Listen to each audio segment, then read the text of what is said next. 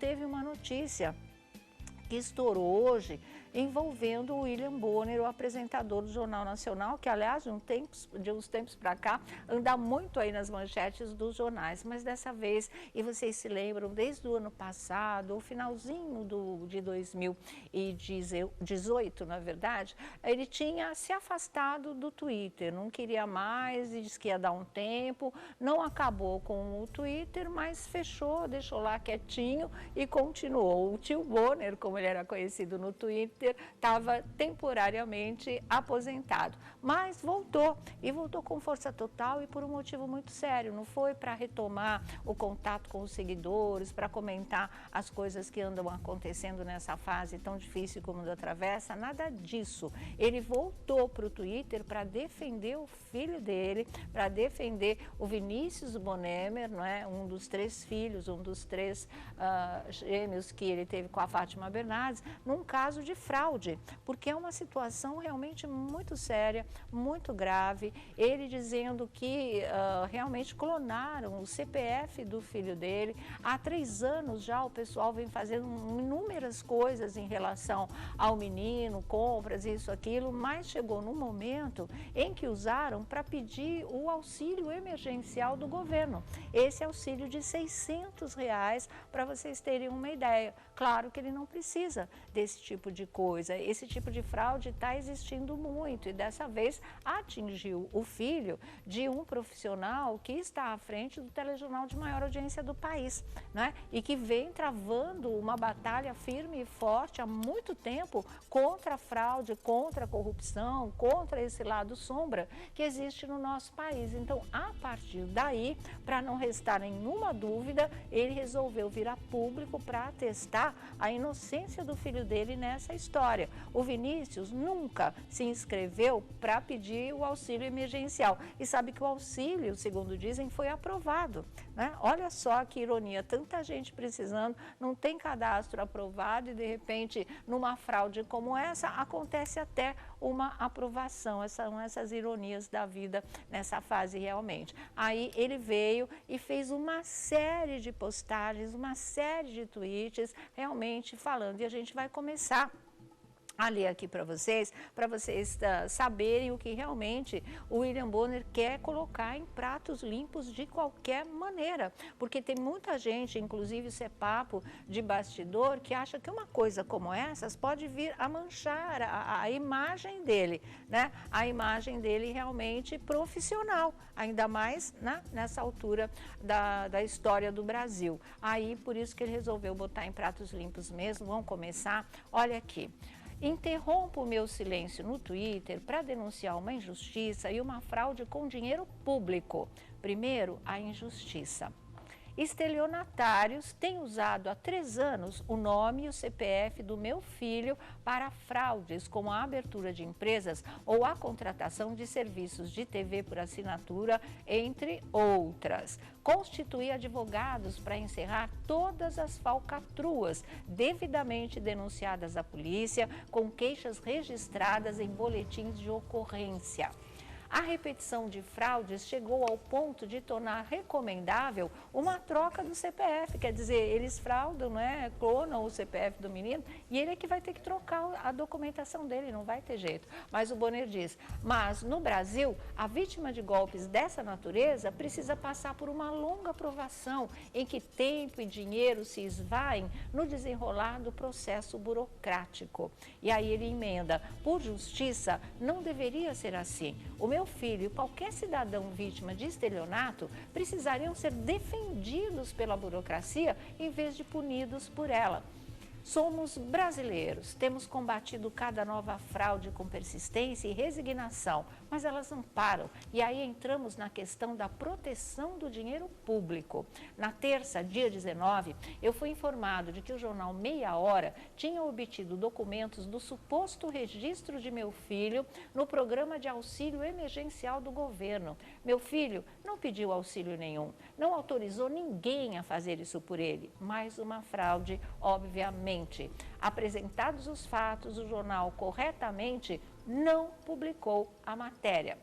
Mas, desta vez, o que vem à tona é ainda mais grave. Pelos critérios do programa de auxílio emergencial, alguém nas condições socioeconômicas do meu filho não tem direito aos R$600 da ajuda. Portanto, quem quer que viesse a usar o nome, o CPF e dados pessoais dele, deveria receber como resposta ao pleito um não. Mas pelo que vimos ao consultar o site do Dataprev, o pedido de auxílio feito por um fraudador foi aprovado, que era o que a gente estava comentando aqui com vocês agora, né? E aí, parou? Tem mais alguma? Ah, tem mais uma aí, olha. O fraudador provavelmente indicou que não tinha conta bancária e abriu a conta específica da Caixa, a que obviamente meu filho não tem acesso. Portanto, sequer sabemos se o dinheiro foi depositado e se foi sacado.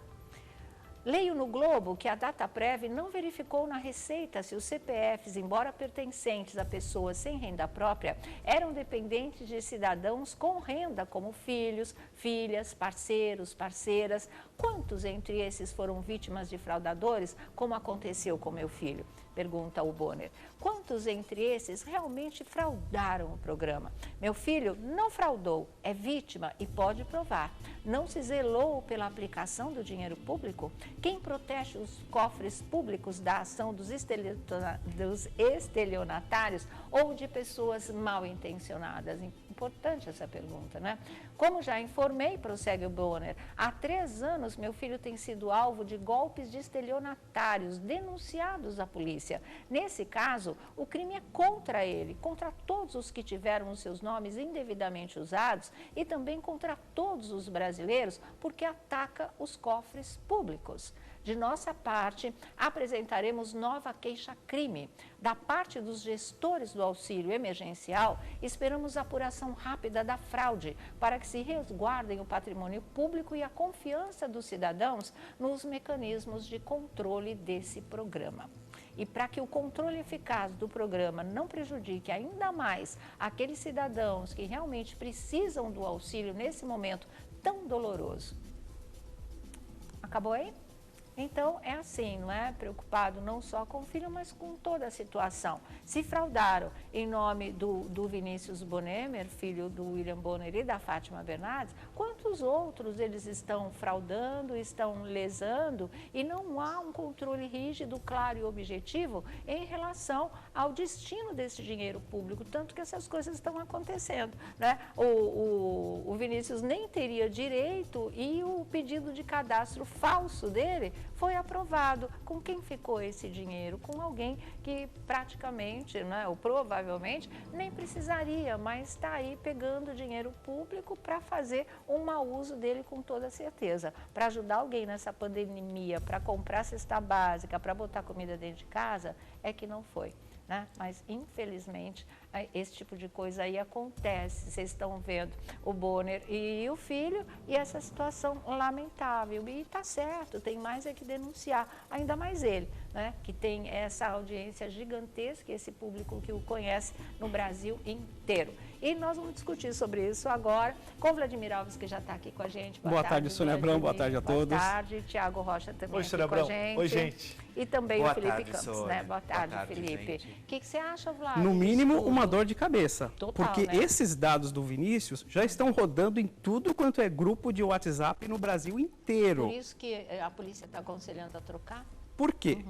Saiu, o que publicaram foi o seguinte, colocaram uma cópia da CNH, a Carteira Nacional de Habilitação do Vinícius. Se for provada que realmente é a CNH dele, ali tem nome completo, filiação, RG, CPF, ou o número da carteira. Ele pode até receber multa de trânsito na carteira dele, se bobear. Certeza. Mas você sabe de onde eles devem ter tirado isso? Lembra aquele acidente de final de ano, no ano novo, lá no Rio de Janeiro, o carro? Eu me lembro que naquela época, com o caminhão, né? Vazou. Foi em 2017. Essa CNH dele está aí na internet desde aquela época, 4 anos já. 2017. 2017, 3 anos. Justamente bate os 3 anos. Exatamente, e bate com o que o William Bonner está falando. E vazou porque na época a carteira de habilitação estava vencida. Sim. E aí todo mundo falava falava, não, ele que porque a estava cadeira estava dirigindo, vencida, né? mas ainda ele tinha 30 dias, aqueles 30 Sim, dias que por verdade. lei você podia. Por isso que Então, ele estava Mas dirigindo. continua tudo igual, né?